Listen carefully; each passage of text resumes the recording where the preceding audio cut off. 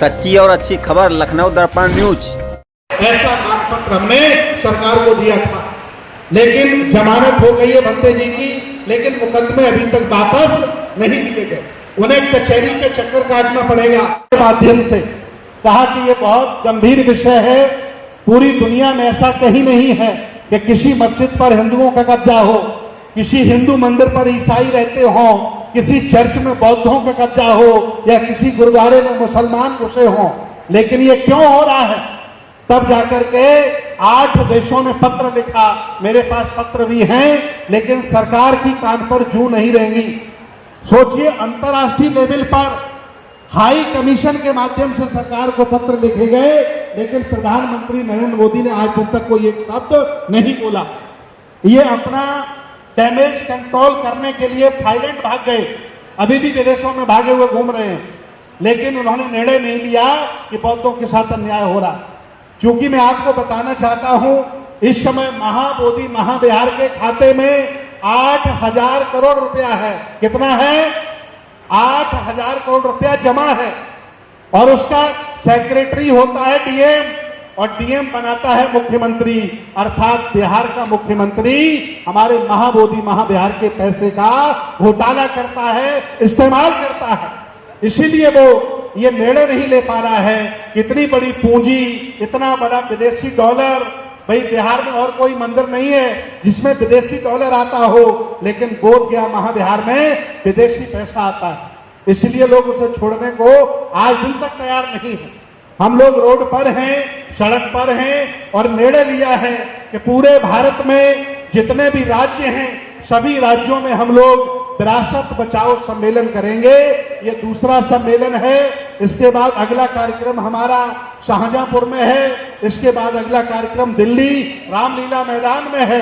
हम लोग 5 लाख लोग इकट्ठे होंगे और सरकार से 2-2 हाथ करने की गारंटी आपको देते हैं। आंदोलन करेंगे।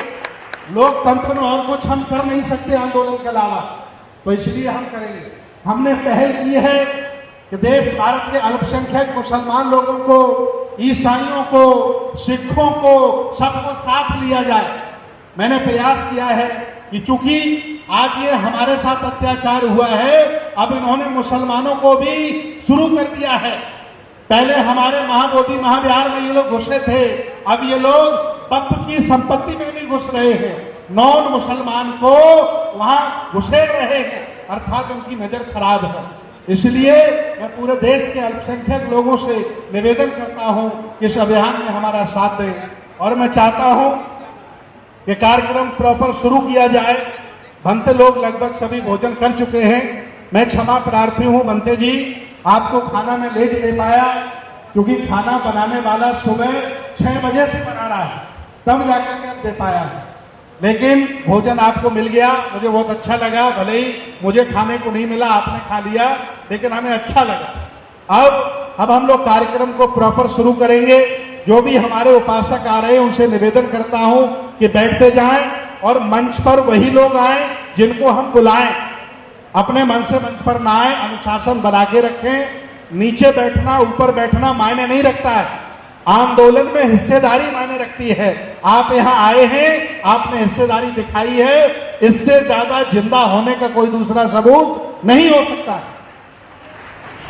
तो मैं चाहता हूं कि अब हम लोग महापुरुषों के अभी और वेट कर लेते हैं 10 मिनट ना। कोई बाल रखे थे, उसमें कुछ भैंस थे, कुछ कबूतर थे, कुछ मुर्गे थे, कुछ बकरे थे, और उसके साथ साथ चूहे भी पाल रहे थे। मैं एक वाकया छोटा सा सुनाना चाहूंगा।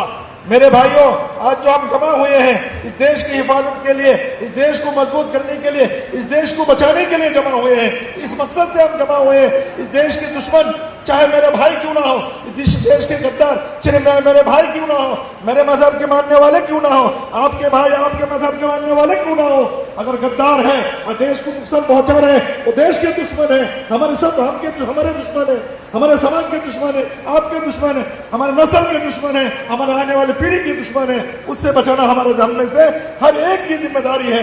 आप सब पढ़े लिखे, संजीदा, सलीकामंद, पढ़े लिखे लोग हैं। आप जानते हैं, धर्म को जानते हैं, समाज को जानते हैं, दुनिया को देख चुके हैं। दुनिया ऐसा ही नहीं तरक्की करती है। तरक्की के लिए भलाई को चुनना जरूरी है। जुल्म कभी हमेशा नहीं बनता है, जुल्म एक दिन खत्म हो जाता है। दुनिया में बड़े बड़े फिरौन आए हैं, बड़े बड़े नमरूद आए हैं, कोई बचा नहीं। जिसने भी जुल्म किया, जिसने भी अत्याचार किया, जिसने भी लोगों को सताया, वो दुनिया से गए, जलील होके गए। उसका नाम लेने वाला दुनिया में कोई नहीं बचा।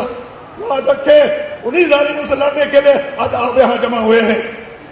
यही जालिमों को मिटाने के लिए, वही जालिमों को मकसद को खत्म करने के लिए आप यहाँ जमा हुए हैं कि हम जालिमों के खिलाफ खड़े होंगे, हम इंसान के साथ रहेंगे, अच्छे लोगों के साथ रहेंगे। तो मेरी बात ये सुनिए कि वो चूहा, उसमें कुछ जानवर जो पाल रखा था, तो उसमें एक चूहा था। चूहे ने जाके सब जानवरों को जमा किया।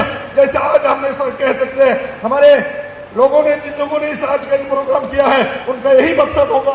चूहे ने लोगों को, सब जानवरों को जमा किया। उसमें भैंसा भी था, बकरे भी थे, और मुर्गे भी थे, कबूतर भी थे। सब जमा हुए, सबके सामने बात रखी कि देखो, चूहा ने कहा, देखो हम जहां पर रह रहे हैं वो हमारे लिए एक देश है। जिस घर में हम रह रहे हैं वो घर हमारे लिए एक देश है। अगर हम सब मिलके इसको हिफाजत करेंगे, एक साथ यूनिट बन के रहेंगे, एक साथ होके रहेंगे, मुत्तहिद होके रहेंगे, तो हमें कोई नुकसान नहीं पहुंचा पाएगा। मेरे भाइयों, मैं गुजारिश करूंगा, ध्यान जरूर दें इस जुमले पर। भैंस ने कहा मैं 6 फीट का लंबा तरंगा हूं, मुझे क्या नुकसान पहुंच सकता है, मैं ताकतवर हूं, मैं तो अपने सींग से दिफा कर लूंगा। बकरे के पास गए, बकरे से जाके कहा, बकरे ने कहा मैं भी मजबूत हूं, मेरी तुम्हारी हिफाजत की जरूरत नहीं, तुम्हें मुझे याद दिलाने की जरूरत नहीं, मैं अपनी हिफाजत कर लूंगा। मुर्गे के पास गया, मुर्गे ने भी यही कहा। कबूतर के पास गए, कबूतर ने भी यही कहा। कुछ दिनों के बाद ऐसा हुआ, मेरे उस मालिक को पता चला कि घर में तो चूहे बहुत हो गए। चूहे को मारने के लिए चूहे के फंदा लाए और फंदा लगाया चूहे को मारने के लिए। चूहे को मारने के लिए फंदा लगाया, चूहा तो फंसा नहीं, उस फंदे में सांप फंस गया। मेरे भाइयों जरा गौर से सुनिएगा, चूहा तो नहीं फंसा, उस फंदे में सांप फंस गया। तो इत्तेफाक से मालिकन की बीवी ने सोचा कि इसमें फंदे में शायद चूहा फंसा है। उसने हाथ दिया तो सांप ने डंक मारा, सांप ने काटा और वो बेहोश होकर गिर गई। किसी झाड़ फूक करने वालों को बुलाया तो कोई नहीं निकलता था, किसी रास्ते से कोई नहीं गुजरता था। उस रास्ते पे गुजरने वाला मुसलमान होता था, खाना खिलाने वाला मुसलमान होता था, और रास्ते में मदद करने वाला मुसलमान होता था। और घरों कंधों देने वाले लोगों ने अपने बेटों को छोड़ दिया, अपने माँ बाप को छोड़ दिया, कंधा नहीं दिया, लेकिन मुसलमान जाकर उन्हें कंधा देते थे। मैं तो कहूंगा, मौत का दूसरा नाम कोरोना था, कोरोना का तीसरा नाम मुसलमान था। मुसलमान देखते समझते थे कोरोना खुद आ गया कोरोना। तो मेरे भाइयों, मुसलमान मौत से नहीं डरते हैं, मुसलमान इंसाफ चाहता है, मुसलमान अमन चाहता है, मुसलमान सुकून चाहता है, मुसलमान इत्मीनान चाहता है, अमन और सुकून के साथ देश में रहना चाहते हैं, भाईचारे के साथ रहना चाहते हैं, प्रेम मोहब्बत के साथ रहना चाहता है, और प्यार मोहब्बत के साथ इस देश को आगे बढ़ाना चाहता है। मेरे भाइयों, बस एक शेर के साथ मैं आपसे जुड़ा होना चाहूंगा। किसी शायर ने क्या कहा, तू इधर उधर की बात, तू इधर उधर की ना बात कर, ये बता कि काफिला क्यों रोका, मुझे राहगीरों से शिकायत नहीं, तेरी राहबरी का सवाल है। धन्यवाद। इस प्रदेश के इस आंदोलन से जुड़े तमाम लोग हैं, मंच पर ही नहीं बाहर भी, क्योंकि ये कार्यक्रम भीड़ वाला नहीं है, ये कार्यक्रम लीडर लोगों का है। तो जितने भी लोग बैठे हैं सब लीडर हैं और सब बड़े बड़े मानिंद लोग हैं, बड़ा नाम और मुकाम वाले लोग हैं। आदरणीय जगरूपन निषाद जी आए हैं, मैं उनसे निवेदन करूंगा मंच पर आ जाएं। और इस कार्यक्रम, चूंकि भीमराव यशवंतराव अंबेडकर जी बस कुछ ही देर में आने वाले हैं, इसके बाद इस कार्यक्रम को हम लोग आगे बढ़ाएंगे। क्योंकि आदरणीय मौलाना साहब ने कहा था कि मेरे पास समय कम है और लबालब सब लोग हैं, तो मैं चाहता हूं कि आदरणीय फिरंगी महली साहब आए और आज के इस कार्यक्रम में वो संदेश दें और हमारी इस विरासत की लड़ाई में अपना हमें समर्थन दें। आप सभी लोग बैठ जाइए, तालियों से गड़गड़ाहट से उनका स्वागत करिए। आदरणीय मौलाना फिरंगी महली साहब। तो ये एक बड़ा साइन होता है, एक बड़ी अलामत होती है कि कहीं ना कहीं मुल्क में एक बड़ी बेचैनी पाई जा रही है। मेरे अजीज भाइयों दोस्तों, ज़्यादा वक्त ना लेते हुए, क्योंकि हमारे यहाँ नमाज का भी वक्त हो रहा है, सिर्फ मैं ये बात अर्ज करना चाहता हूँ कि आपकी जो ये तहरीक है, आपका जो ये आंदोलन है जिसके लिए आज का ये प्रोग्राम मुनक़िद किया गया है, उसमें पूरा मुस्लिम समाज आपके साथ कंधे से कंधा मिला करके चलने के लिए तैयार है। क्योंकि हमारे मजहब ने हमें ये तालीम दी है कि जो मजहब इस्लाम है, जब आप उसके बारे में पढ़ेंगे तो आप ये देखेंगे कि मजहब इस्लाम के माने और मतलब, और उसके माने और मतलब ही अमन, शांति, पीस और भाईचारे के हैं। और जब आप प्रॉफिट मोहम्मद पैगंबर इस्लाम सल्लल्लाहु अलैहि वसल्लम की जीवनी को, उनकी तारीख को पढ़ेंगे तो आप देखेंगे कि पैगंबर इस्लाम ने अपनी पूरी जिंदगी अपने बड़े से बड़े दुश्मनों को माफ करते हुए प्यार और मोहब्बत का पैगाम दिया है।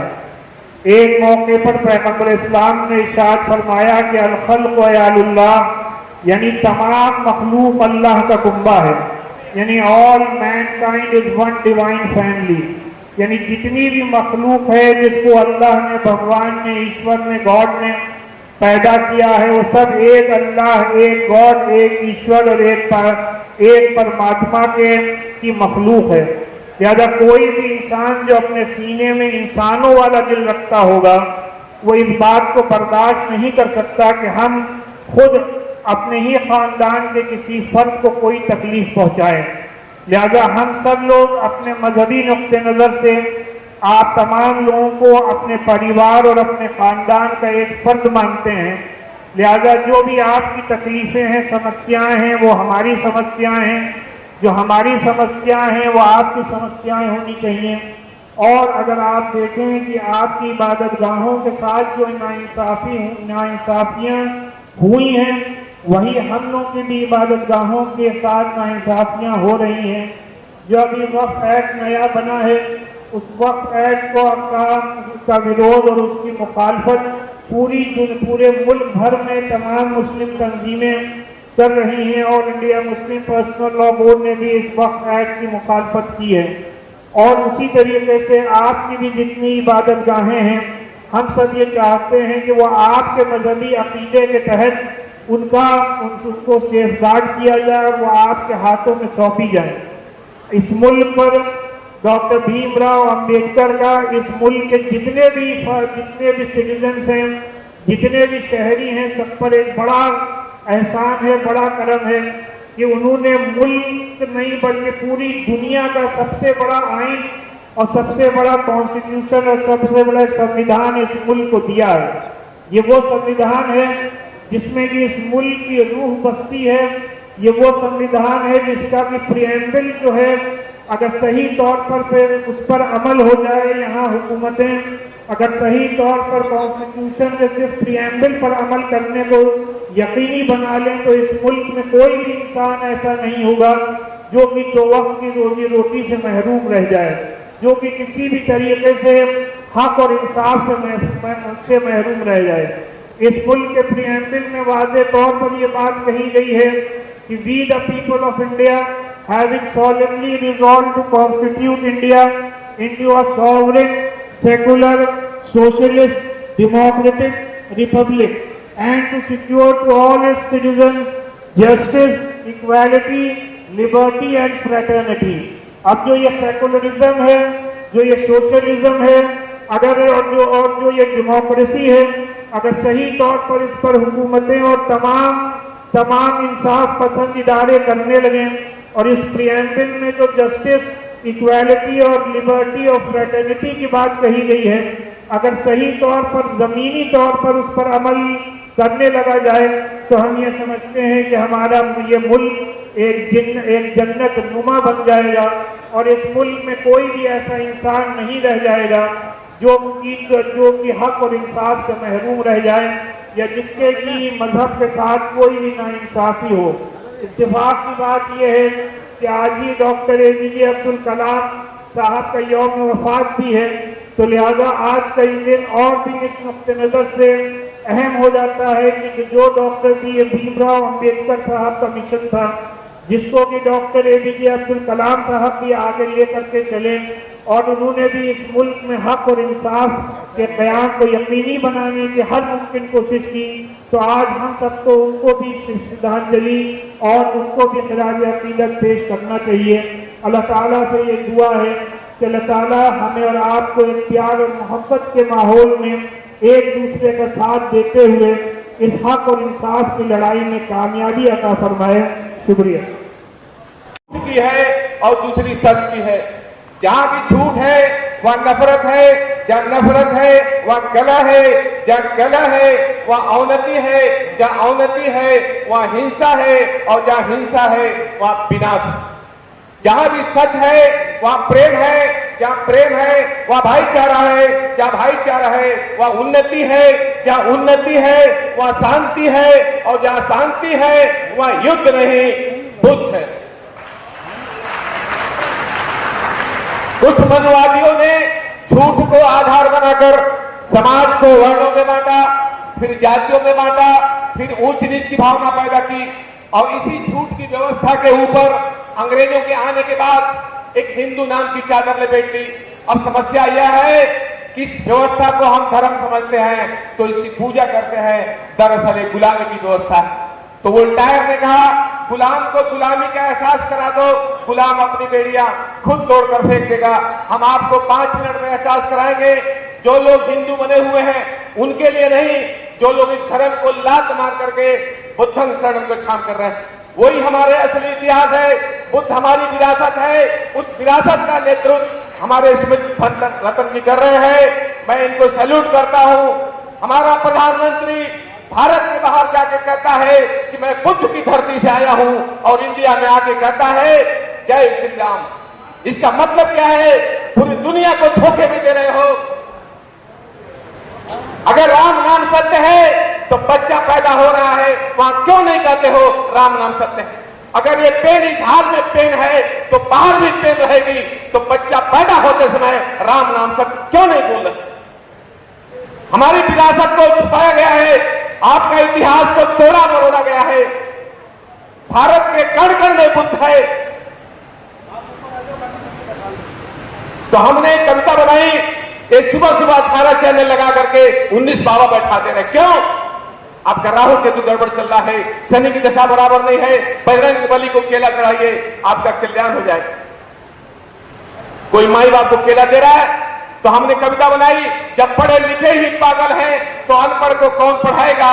जिंदा बाप कोई न पूजे, मरे बाप पुजवाएगा। जिस पत्थर में प्राण नहीं है उसमें प्राण प्रतिष्ठा करवाएगा और मेहनत से जो काम करेगा वो कभी इज्जत नहीं पाएगा। राहु केतु जब है नहीं उससे भी डरवाएगा, शनि का प्रकोप दिखाकर तेल का भी सत्यानाश करवाएगा। अच्छा भाषण दे दो तो टीवी नहीं बताएगा, सोशल मीडिया एकमात्र सहारा जो दर्द मजलूम का बताएगा। ईश्वर अल्लाह किधर रहता? कोई तो दिखलाएगा, जाके कुछ पूछ दो तो मारामारी पर उतर आएगा। ईश्वर किधर है? ईश्वर होता तो मंदिर में बलात्कार रुक जाता, अल्लाह होता तो मस्जिद में रुक जाता। ये पूरा झूठ है, पूरी दुनिया को झूठ में लपेटा गया है कुछ मुट्ठी भर लोगों ने। ये मोबाइल देखिए, ये हार्डवेयर है, इसके अंदर छोटा सा दिमाग सॉफ्टवेयर है, अगर ये हैंग हो गया चलता नहीं है। ये हमारा शरीर हार्डवेयर है, छोटा सा दिमाग है सॉफ्टवेयर, ये बचपन में हैंग कर दिया कि तुम चमार हो, भार हो, कोयरी हो, धोबी हो, पासी हो, यादव हो, मौर्य हो, ईश्वर है, अल्लाह, हमारा दिमाग हैंग हो गया।